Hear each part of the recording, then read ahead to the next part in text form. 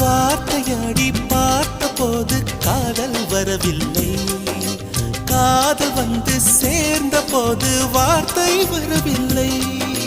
நான்கு கண்கள் பேசும் போது தாய்மொழி கிடமில்லை, மௌன பாடும் பாட போலே மனதுக்கு சுகமில்லை.